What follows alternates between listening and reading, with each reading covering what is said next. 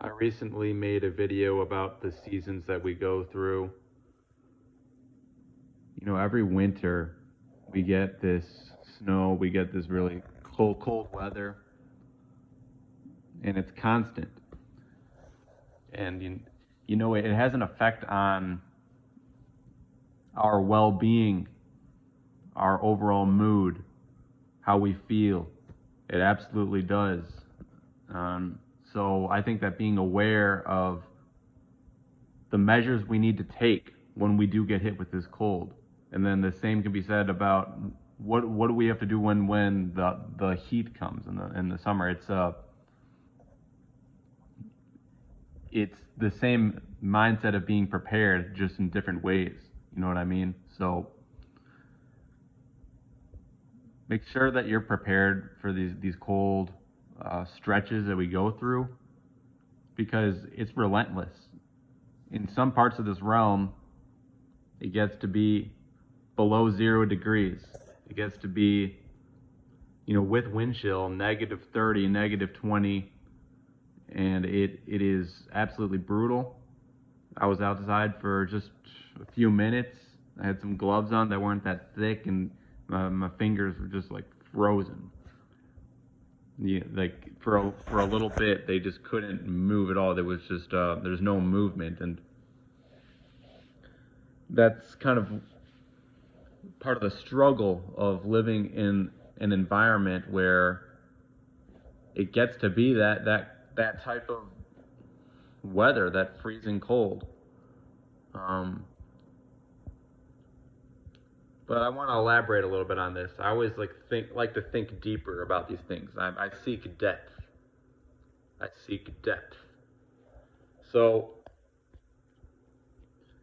when you look at astrology, I'm thinking about Cancer and Leo. They represent the moon with Cancer and then the sun with Leo. These both deal with warmth. So they're different signs, obviously. You have clear differences. Cancer is the water sign, it's a cardinal water, and then Leo is fixed fire. One thing I gotta say though is they both kind of deal with that warmth aspect. So Cancer, they want comfort. They want to get comfortable, kind of inside the house, make it warm. Whereas Leo likes to go outside and radiate in the sun and shine and bring the heat. So like it kind of reminds me of this childlike energy. If you think about it, it's still at the beginning part of the whole zodiac cycle where you have the fourth sign Cancer and the fifth sign Leo. You're still in the beginning part. And I know that the fifth house, when the fifth sign is Leo, it deals with the child. It deals with, that childlike energy.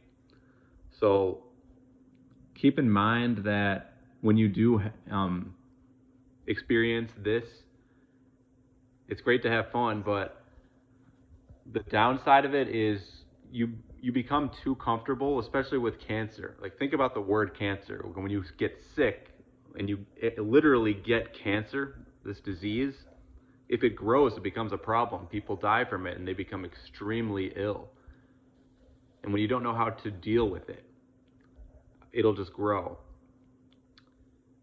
It's really interesting how the similarities can take place, and when you just look at astrology, and if you think about the Cancer as a sign, whether it's your sun sign, whether we just go through a Cancer cycle, like the sun or some other planet goes through Cancer, it's interesting to think about how the downside of it is where you get so comfortable, you're sitting around. I'm just giving an example. Someone who is sitting around all day, not doing anything inside their house, they're not growing. We, as people, as humans, I think that we seek comfort. Our bodies tell us, oh, I want comfort. I want to feel warm. I want to do what feels good.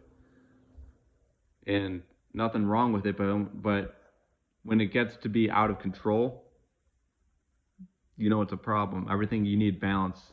And astrology shows how we need balance as well, because we have signs that oppose each other. Um, the opposite of Cancer is Capricorn, and that's where you have rules and restrictions. Like, look, you've experienced so much comfort that it actually became a problem, where now you're actually in danger. When someone gets cancer, they're in danger because they're becoming sick. Their body is experiencing some kind of reaction. There's something going on in the body, and when that cancer grows, it just becomes worse. Capricorn is essentially the cutter. I'm going to cut this out. I'm going to create this regulation, this rule. It's not fun. If you're a Cancer, you may be like, oh no, like I want comfort. But Capricorn, that energy, and it's ruled by Saturn, it's going to cut it out. Like we can't have this. Like, and it's similar thing with Leo and Aquarius, which are also opposite. Leo is ruled by the Sun. Aquarius is also ruled by Saturn. So if you think about it, all the fun and the comfort that comes from Cancer and Leo, opposed by the Saturnian effect with Capricorn and Aquarius, it's almost like a blessing in disguise, because we want to have fun, we want to feel warm, we want to connect with family and friends and feel good. One problem that I notice in this reality is many people, they have problems just being addicted to certain things, and it's short-term instant gratification, whether it's being on your phone, watching TV mindlessly without having any purpose, and that'll become a huge issue because you think everything's going well and you have all this comfort. I could just lay around and feel good. Before you know it, hours will pass, days will pass, weeks, months, years, and you'll realize, wow, I was being so unproductive that I let my life pass me by, and I missed opportunities. I could have had a purpose in my life. I could have been more directed on doing something. So that is where the Saturn ruled energies come into effect. So it's important to be able to do things you don't necessarily want to do in order to reach a deeper fulfillment. When you have a long-term goal that you know is important and you know that you need to get done, think about that Capricorn and Aquarius. These are winter-like energies. It's not great. It's not going to feel good. Your brain is going to have to adjust when you do something you don't want to do. When you give up the temptation of something that's comfortable for you, that feels good in the moment, but you absolutely know it's not good. Think about Saturn. That's why I'm saying all I'm saying for this video. I'm using astrology as a way to try to make that connection of what many people in this world go through. You may not even know much about astrology or follow it, besides maybe the sun signs, but there's way more deeper aspects to it when you think about it like this. Saturn is basically restrictions, hard work, discipline, you name it. You get the idea. So utilize that energy for whatever it is that you need to be focused on, because there's a deeper fulfillment with that. Aquarius deals with being social, whereas right before that is Capricorn, putting in the work. Aquarius is now dealing with society. Me, I have a lot of Leo in my chart, especially in Vedic. So my biggest hurdle, my challenge, is to integrate this vision of mine, or I need to integrate my whole life into being more based on society instead of personal pleasure. The fifth house, Leo, all that, it's all based on feeling good, inner joy, personal joy. I care about me. It's like if I can show others, let me rephrase that.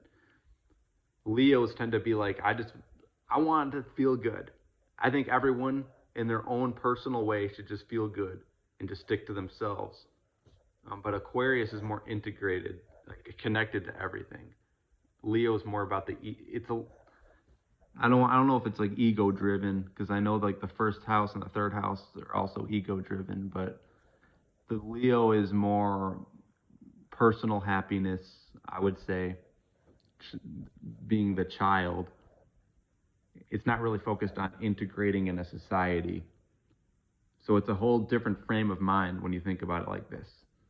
So all I'm saying is do the things that are more uncomfortable. And I would say the 11th house, which is Aquarius, connected to Aquarius, because Aquarius is the 11th sign, deals with this social aspect, integrating everything together. Not very fun. Saturn's not a fun planet. It rules both Capricorn and Aquarius. But it's not all about just having fun, and that's something I've had to learn in my life. I've been very childlike. I have a lot of that Leo. So it's about growing up. I mean, it's literally about being mature.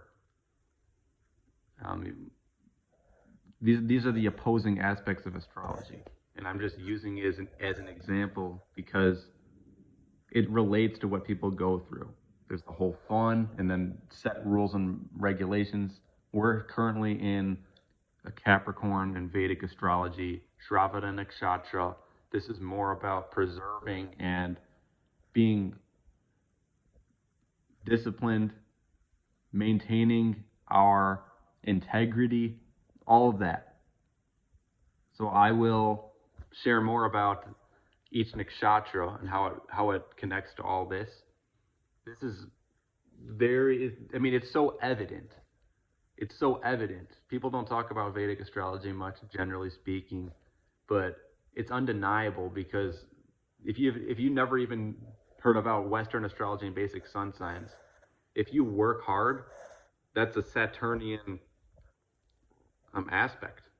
That's very Capricornian, Saturnian. If you're connecting with people, that's very Aquarius like. If you're childlike, if you're just seeking comfort, that's Cancer and Leo. There are opposites in this whole reality that we live in for a reason. Because you can't go to one extreme. There's always a yin and yang balancing each other out. Like I said, I'm going to elaborate on this even more, but that's all I got for now.